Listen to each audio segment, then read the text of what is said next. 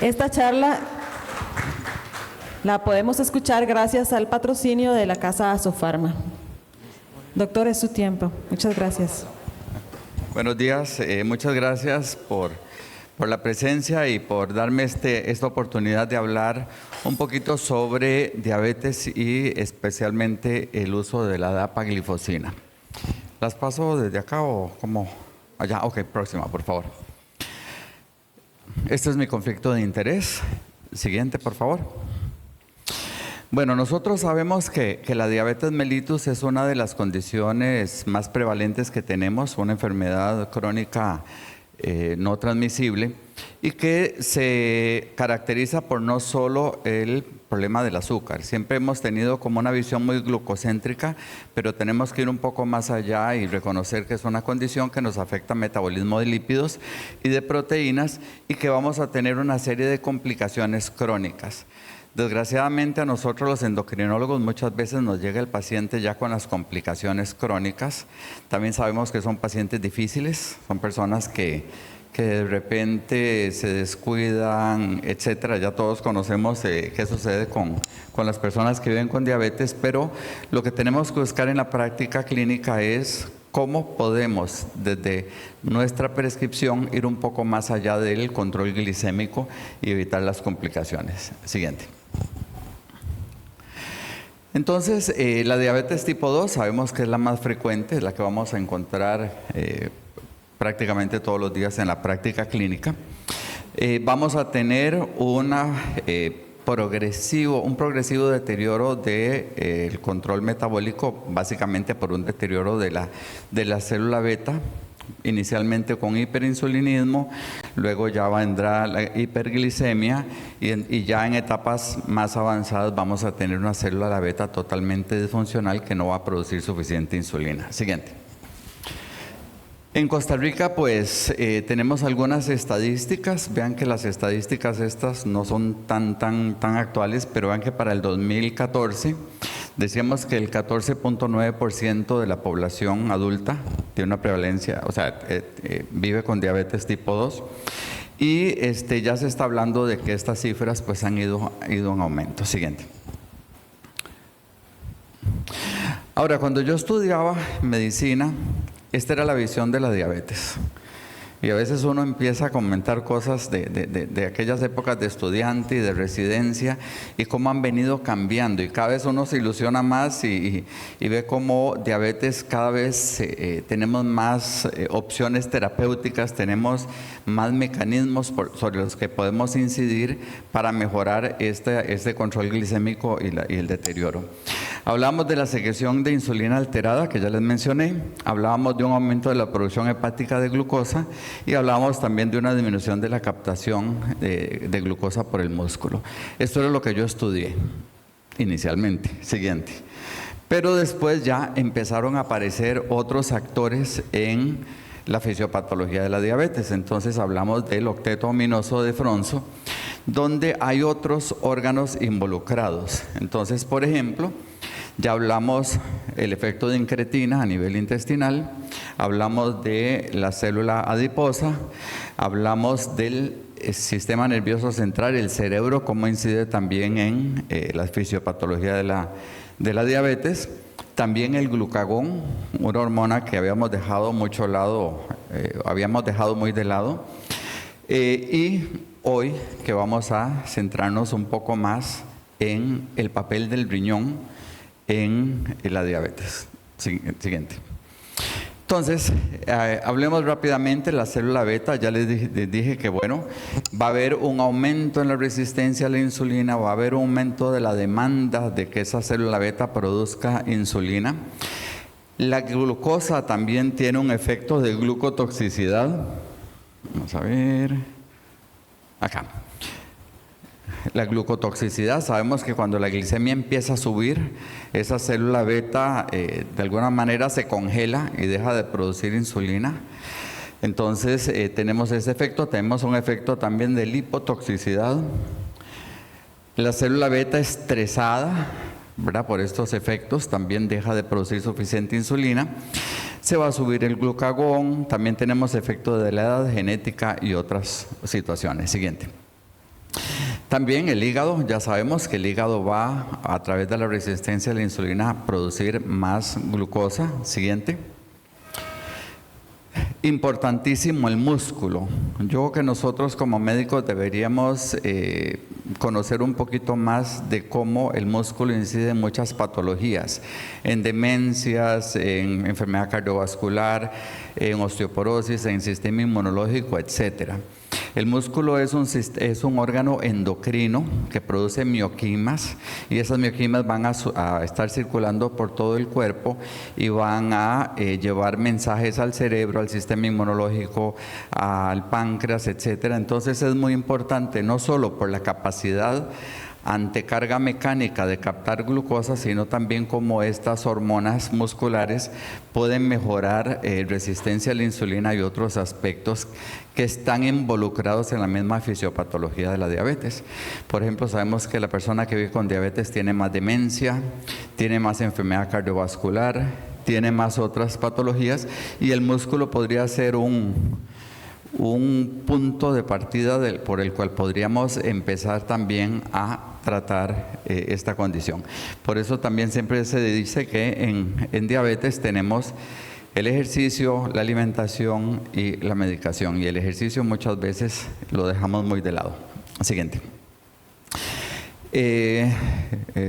Ok.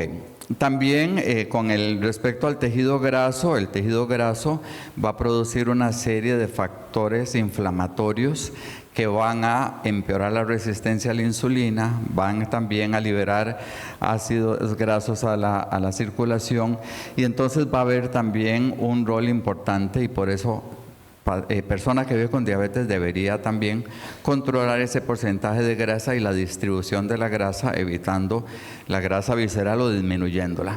Siguiente. Esto vamos a... Luego, otro aspecto importante que apareció hace algunos años era el efecto incretina, que se sabía que existía desde hacía mucho tiempo. Se sabía que, por ejemplo, si yo tengo una persona con diabetes que tiene una hipoglicemia, si le doy glucosa intravenosa o le doy glucosa por vía oral, va a subir más rápido la glicemia si se la doy por vía oral que si se la doy por vía intravenosa, y esto se debe a un efecto de incretinas por una serie de factores que se producen a nivel intestinal, sobre todo el GLP-1, siguiente, que van a tener un efecto que nos ayuda a controlar las glicemias. En personas con diabetes tipo 2, ese efecto de incretina se va a ir perdiendo y entonces también es uno de los mecanismos por los cuales se produce esta condición. Siguiente. Y bueno, el cerebro por otro lado, y esto es algo que lo vemos en la práctica, la persona con diabetes que dice, doctor, es que tengo mucha hambre, doctor, es que me da esa necesidad de estar comiendo, y siempre los culpamos de que seguro es emocional, etcétera. Pero tenemos que reconocer que la resistencia a la insulina hace que esa persona tenga más apetito. Entonces viene el círculo vicioso de aumento de peso, grasa, factores inflamatorios, etcétera. Siguiente. Y bueno, entonces, viendo este panorama de que la diabetes tipo 2 es una condición muy compleja con distintos actores, sabemos que podemos entrar por distintas áreas a tratarla. A veces nos quedamos con solo un área. Por ejemplo, empezamos a dar sulfonilureas y entonces una glibenclamida, 2 glibenclamidas, 3 glibenclamidas, y llegamos a un tope donde ya decimos, ya esta persona no nos está respondiendo. Quizás podríamos entrar por 2 o 3 lados a la vez, por ejemplo, para mejorar el control glicémico. Y en el armamentario terapéutico, vean lo interesante cómo, bueno, empezamos con las insulinas a partir del año 1921-22, luego la NPH que usamos en la práctica diaria, ya es una insulina que tiene 75 años de estar en el mercado. A muchas personas les funciona, pero a muchas otras no les funciona. Entonces seguimos con la insulina NPH y seguimos ahí y vemos que la persona nos hace hipoglicemias, hiperglicemias, etcétera. Entonces sí podemos utilizarla lógicamente, pero a veces tenemos que hacer mezclas o cambiar de tipos de insulinas. Y entonces ya vean cómo después vino la insulina humana. Yo siempre les cuento a mis pacientes que mi padre era diabético y entonces usábamos la insulina de cerdo y la insulina de res. Y la insulina de cerdo y de res tenía que él inyectarse con hervir la jeringa de vidrio, sacarle punta a la aguja, etcétera, ¿verdad? Había más reacciones alérgicas, menos control, etcétera. Luego vino la insulina humana en el año 82. Y luego vinieron ya los análogos de insulina, incluso la insulina inhalada, y próximamente probablemente tengamos la insulina semanal y demás. Entonces, esto ha ido evolucionando y nos permite un mejor control para muchos de nuestros pacientes. Siguiente. Y lo mismo ha sucedido con los medicamentos orales.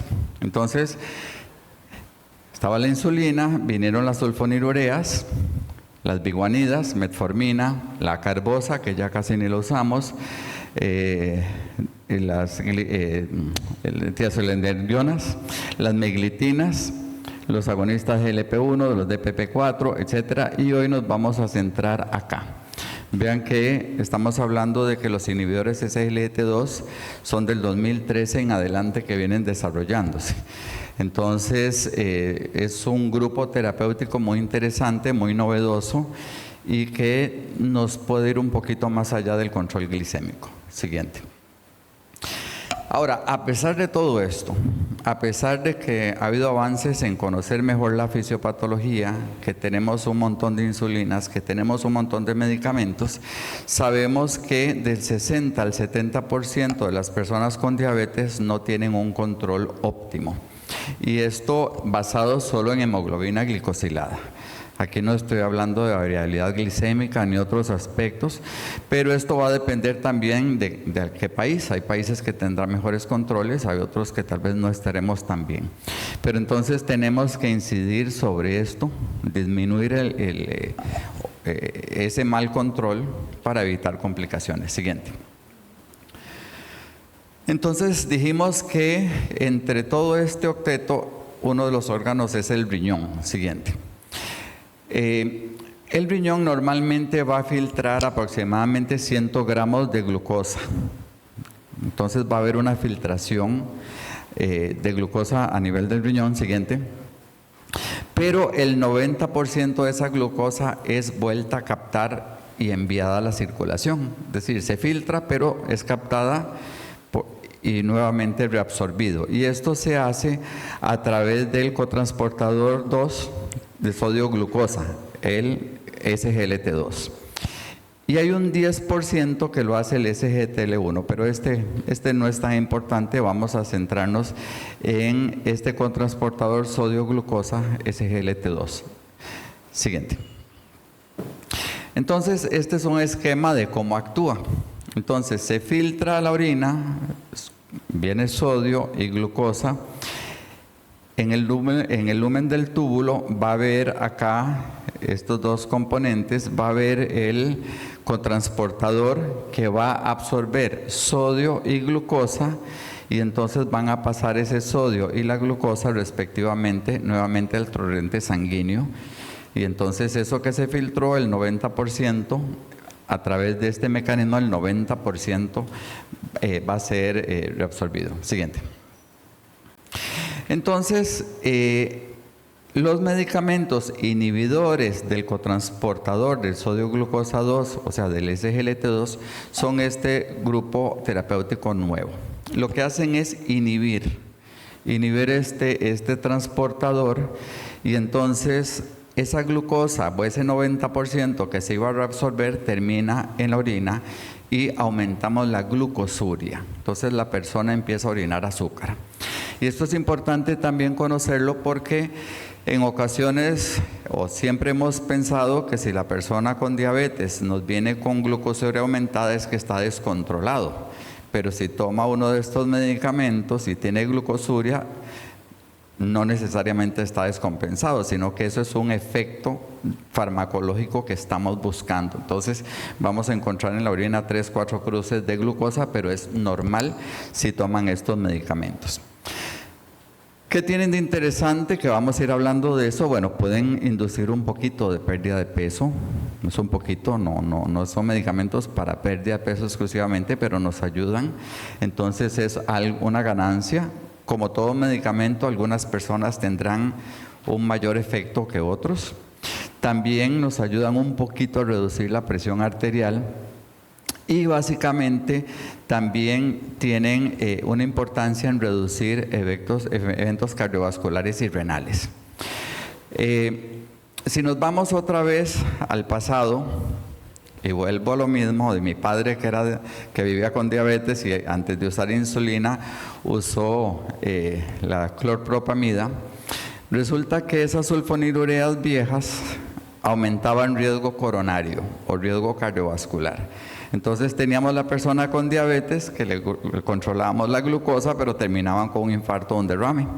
Entonces, a partir de esas observaciones que algunos medicamentos viejos aumentaban riesgo, entonces todo medicamento que utilizamos en la actualidad tienen que pasar por un tamizaje en personas con enfermedad cardiovascular para demostrar que no me la van a empeorar o que no me van a producir eventos. Entonces, a partir de ahí, este grupo de medicamentos no son neutros como otros, sino que más bien me reducen riesgo. Entonces ya empezamos a ver que tienen un nicho interesante en aquella persona con diabetes que tal vez ya queremos prevenir o algunos que ya tendrán algún evento cardiovascular. Entonces, hay algunos mecanismos por los cuales pueden ayudarnos. Siguiente. Entonces, viendo el mecanismo, les dije que viene acá el glomérulo, viene la filtración. Aquí lo que se va a filtrar de glucosa, de esos 180 gramos, el 90% se va a reabsorber en esta porción y un 10% en la segunda porción, y entonces no va a salir glucosa, o mínimo. Eso es el mecanismo normal. Siguiente. Cuando inhibimos este cotransportador, entonces no se va a reabsorber acá y entonces vamos, siguiente, a tener un aumento en la excreción de glucosa a través de la orina. Siguiente. Ahora, esta glucosuria que se produce por estos medicamentos más o menos equivalen a perder 250 a 300 calorías diarias. Entonces se habla de una pérdida de peso aproximadamente de 2,5 kilos el primer año, 2,9 kilos el segundo año. Hay mejoría de la resistencia a la insulina, baja la presión levemente, vean que son 2 a 3 milímetros de mercurio la sistólica, y hay reducción de la hemoglobina glicosilada de 0,6 a 0,9. Esto es comparable con otros medicamentos orales que tenemos, pero una cosa también importante de estos medicamentos es que se pueden mezclar con cualquier otro agente, con metformina, con insulina, con inhibidores de DPP4, con agonistas GLP-1, con sulfonilureas. O sea, son medicamentos que pueden entrar en esa combinación de medicamentos para el control de la diabetes. Siguiente. Se pueden dar con combinación. También van a disminuir un poco la precarga y la poscarga del corazón. Y algo importante es que también nos pueden incidir en insuficiencia cardíaca, en mejorar o prevenir e incluso disminuir hospitalización por insuficiencia cardiovascular, muerte cardiovascular y daño renal. Que yo creo que hasta el momento no teníamos nada para riñón. Yo creo que hasta el momento, siempre que hay una persona con diabetes, con daño renal, decíamos, bueno, el inhibidor de la ECA, el ARA2, control de la glicemia, y cuando la cosa ya esté muy mal, pasamos a diálisis o a trasplante. Vamos a ver cómo ya tenemos un agente que nos permite incidir positivamente sobre ese daño renal. Siguiente. Una cosa interesante que no se da con los SGLT2, a menos que si hablamos de control glicémico, si la persona tiene ya una insuficiencia renal muy avanzada, menos de 45, por ejemplo, de filtración glomerular, ya los SGLT2 no me van a incidir sobre glucosa, no me van a ayudar sobre el control glicémico, pero sí me protegen riñón. Entonces, sí tienen un nicho. Entonces, si los vamos a utilizar en esta población de menos de 45 cc, no sería tanto para el control glicémico. Pero vean, por ejemplo, si comparamos con las sulfonilureas tienen un fallo terapéutico muy temprano. Damos glibenclamida y todo lo demás, y usualmente muchos de ellos ya a los 2 años ya el paciente ya no responde y tenemos que hacer cambio. En general, si la persona mantiene un control renal adecuado, los SGLT2 no tienen este fallo secundario. Siguiente. Otro de los aspectos interesantes es que al provocarse esta glucosuria, va a haber como un estado un poquito cetogénico.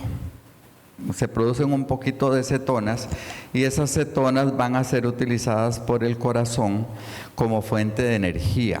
Entonces, eso es uno de los mecanismos por los cuales estos agentes nos ayudan en el funcionamiento cardiovascular y se ha visto efectos benéficos en personas con insuficiencia cardíaca. Siguiente.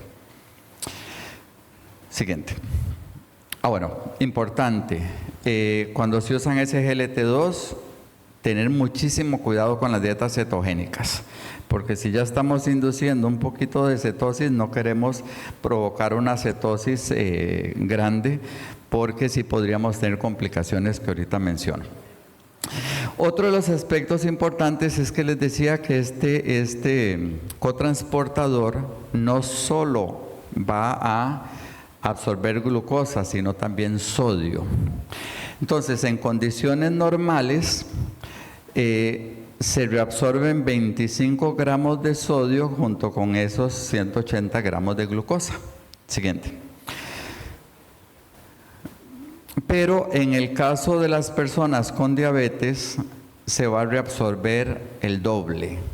Entonces, las personas con diabetes van a tener una reabsorción renal aumentada de sodio.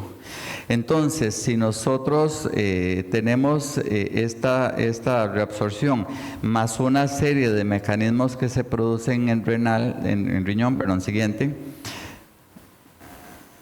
a nivel del glomérulo, que lo vamos a ver acá, siguiente, vamos a tener dilatación de la arteriola aferente, va a haber un hiperfiltrado, va a haber una captación aumentada o reabsorción de sodio y entonces vamos a tener la nefropatía diabética que va a ir progresando. Entonces tenemos riñones que filtran y por otro lado van a estar reabsorbiendo más cantidad de sodio en la circulación y eso no es bueno. Siguiente. Cuando damos los inhibidores de SGLT2, siguiente, entonces lo que vamos a tener es corrección de esto. Se va a mejorar se va a contraer más bien la arteriola aferente. Esto se debe a mecanismos ya relacionados con esa absorción aumentada de sodio que a final de cuentas van a hacer que se produzcan menos factores constrictores. Al disminuirse esto, ¿verdad? Porque a través del mecanismo vamos a perder no solo glucosa, sino que sodio, la arteriola aferente se va a cerrar, disminuye la presión en el glomérulo y entonces va a mejorar la función renal. No va a haber tanto estrés sobre el glomérulo como acá. Siguiente. Entonces, esa pérdida de sodio o esa restauración del equilibrio normal del sodio va a disminuir la presión y esto va a ser mayor en aquellas personas que tengan hipertensión asociada a la diabetes. Siguiente.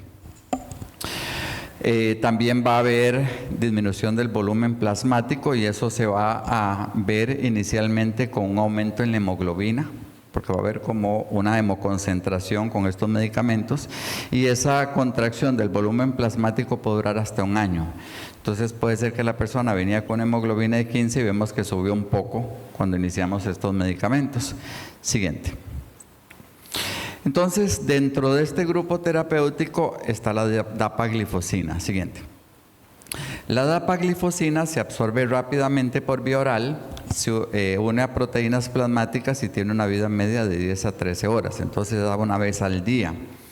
Tiene metabolismo hepático, se elimina por riñón y por hígado, pero el metabolismo es hepático. No tiene interacciones medicamentosas. Las únicas interacciones serían, por ejemplo, si yo tengo un paciente o una persona con diabetes con sulfonilureas y le doy tal vez la dapaglifosina que no lo ocupaba y le provoco una hipoglicemia, ¿verdad? Porque estoy asociándolo a otro agente, pero por sí solo estos medicamentos no dan hipoglicemia. Pero interacciones como tal con medicamentos no tienen. Ya les mencioné que no se utilizan para control glicémico si tenemos un filtrado menor a 45, pero sí en estas personas puede ayudar a mejorar función renal o por lo menos preservarla, disminuir la progresión de enfermedad renal y puede ser utilizada en personas con aclaramientos de creatinina mayores de 25 cc. Entonces, en otras palabras, si en la clínica tenemos una persona con diabetes que ya tiene daño renal con un filtrado glomerular, por decir algo, de 50, yo puedo dar este agente que nos va a ayudar a proteger ese riñón. Siguiente. Efectos adversos, bueno, al producir glucosuria podemos tener deshidratación porque la persona empieza a orinar más para poder eliminar ese azúcar. Entonces hay que tener cuidado en ancianos y en personas que usan diuréticos. También siempre les decimos que al estar con esa glucosuria tienen que secar muy bien luego de orinar para evitar que se hagan candidiasis a nivel de genitales o en algunas personas infecciones urinarias. Entonces también si tenemos personas con infecciones urogenitales a repetición, ahí tenemos que ser cuidadosos. Pero esto es uno de los efectos secundarios o quizá el efecto secundario que vemos más en la práctica clínica. En muchas personas se tratan y no recurren, pero si ya es recurrente, ahí sí tenemos que considerar cambiar o suspender. Y inicialmente al dar el medicamento pueden la filtración glomerular bajar, pero luego se restaura en unas semanas más adelante. Siguiente. Esto es muy importante, no se puede usar en diabetes tipo 1, ahí es prohibido usarlos. Básicamente una de las cosas que sucede o que se ha descrito con estos medicamentos es que podemos tener ocasionalmente o raramente más bien, pero hay que tenerlo presente, casos de cetoacidosis normoglicémica o no tan hiperglicémica, por decirlo de alguna manera. Siempre estamos habituados a que hablamos de cetoacidosis con personas de glicemias de 900, 1000, X.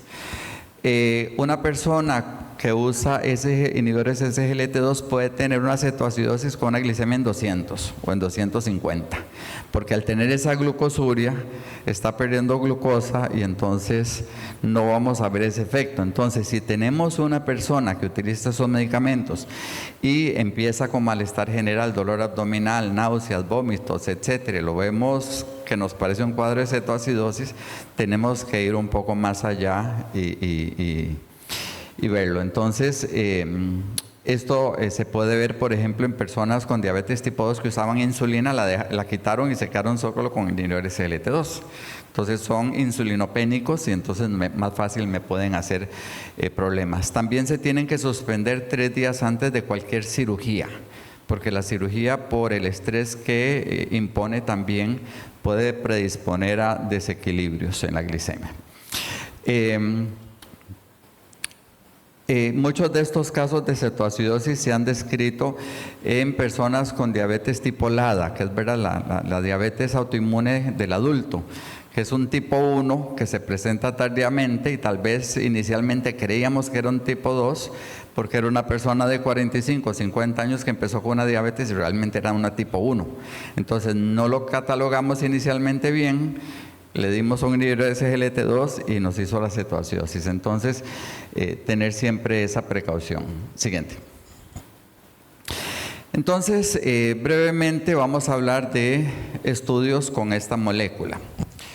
Un estudio importante fue el de Claire-Timmy 58, que involucró a 17.160 personas con diabetes tipo 2 y con enfermedad cardiovascular establecida o múltiples factores de riesgo cardiovascular. 64 años promedio, 40% ya tenían enfermedad cardiovascular preexistente. O sea, un 60% no tenía enfermedad cardiovascular preexistente, pero tenían factores de riesgo: tabaquismo, obesidad, hipertensión, etc. Y lo que se evaluó era la variable combinada por muerte cardiovascular, infarto al miocardio no mortal o AVC isquémico tampoco no mortal. Siguiente. El estudio, a final de cuentas, lo que nos dice es que hay menos hospitalización por insuficiencia cardiovascular y muerte cardiovascular en el grupo de dapaglifosina y menos hospitalización por insuficiencia cardíaca. Siguiente. Entonces, aquí ya empezamos a ver lo que les decía, que no son medicamentos neutros, sino que nos pueden dar beneficio, sobre todo en aquellas personas que ya tienen riesgo, sobre todo de insuficiencia cardíaca en este estudio. Y recordemos que insuficiencia cardíaca en diabetes tipo 2 muchas veces pasa desapercibida y es una de las principales causas de morbimortalidad en diabetes tipo 2. Luego viene el estudio DAPA-CKD, que era de 4.304 personas con enfermedad renal crónica con o sin diabetes. Entonces ya empezamos a ver el uso de estas moléculas en personas sin diabetes, pero que tienen insuficiencia renal, con aclaramientos entre 25 y 75 y con relación de albúmina creatinina entre 200 y 5.000. Y se les dio dapaglifosina o placebo por 2,5 años prácticamente, y se evaluó la variable compuesta de disminución en la filtración glomerular de al menos 50%, enfermedad renal terminal o muerte por enfermedad cardiovascular o renal. Siguiente. Entonces esto fue ya orientado a riñón. Hubo reducción del 39% en la variable compuesta, disminución del 44% en el riesgo de disminución de la filtración glomerular al menos 50%, de enfermedad renal terminal o muerte renal. Reducción en variable compuesta por muerte cardiovascular u hospitalización por enfermedad renal en 29%, y los efectos fueron similares en diabetes o no diabetes. Entonces de ahí viene ya la indicación de que estos medicamentos los podemos utilizar en personas que tengan daño renal o que ya empezaron con el daño renal. Siguiente.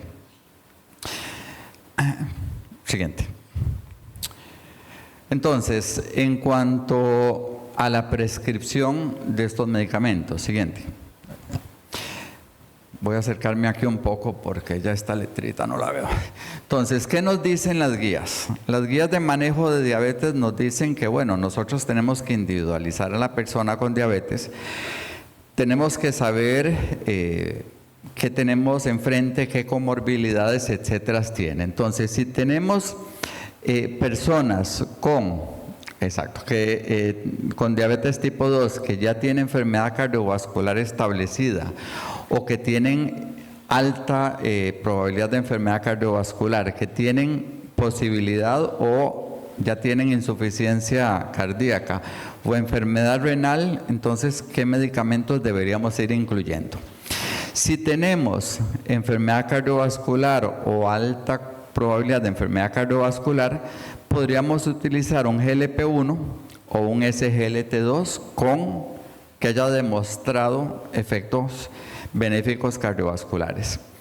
Insuficiencia cardíaca, tenemos que incluir un SGLT2.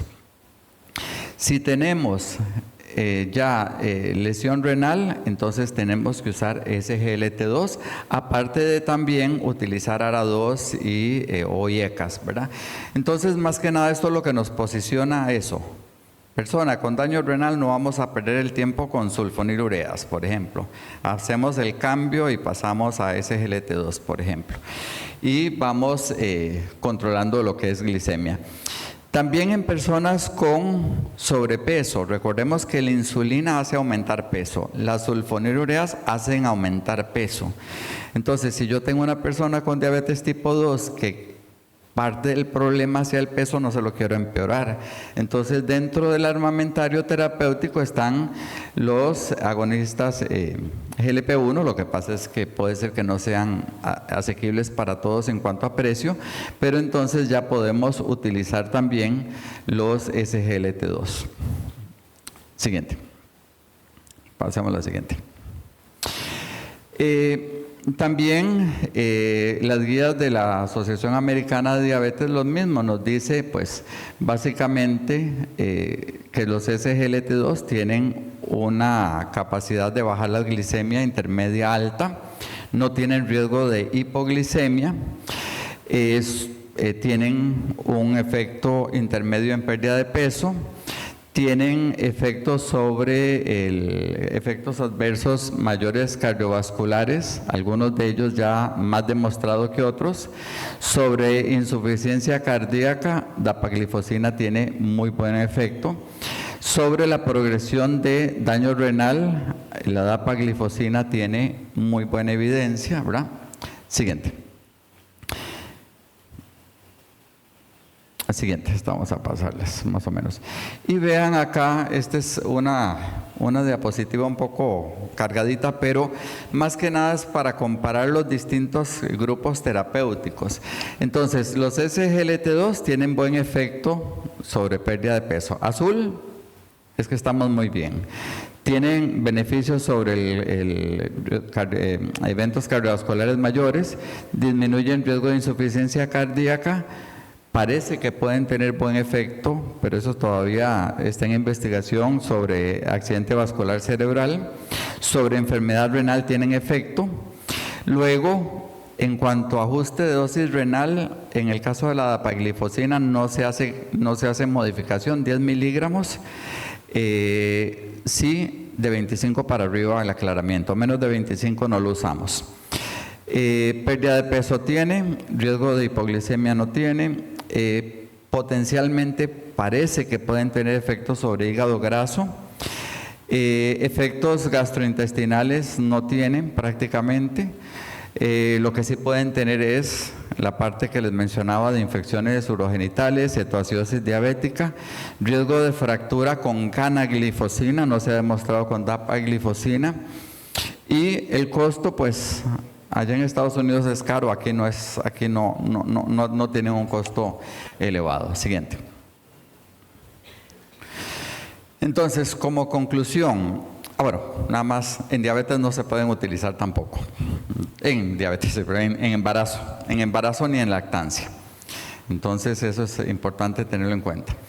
Entonces, como conclusiones, básicamente, lo que tenemos que tener claro es que la diabetes es muy prevalente, que la diabetes nos enfrentamos todos los días, que tenemos que estar pendientes de aquellas personas que ya tienen disminución de filtrado, bueno, que están hiperfiltrando, o los que tienen ya filtrados disminuidos, los que tienen albuminuria, los que tienen riesgo cardiovascular, etcétera, que debemos individualizar y que no solo nos centremos en el control glicémico, sino en esas condiciones asociadas, porque ya tenemos algunos medicamentos que nos pueden ayudar en reducir riesgo cardiovascular, riesgo de insuficiencia cardíaca, riesgo renal, siguiente, y que si tienen alguna duda, en el caso específico de la dapaglifosina, entonces también pues la gente de Asofarma ahí pueden aclararles en las visitas más información sobre ella, pero yo creo que es uno de los medicamentos que son novedosos y que nos están ayudando mucho, sobre todo en pacientes no solo con diabetes, sino con patología cardiovascular y patología renal, aunque no tengan diabetes. Muchas gracias. Un aplauso para el doctor Jiménez. ¿Hay alguna pregunta, algún comentario?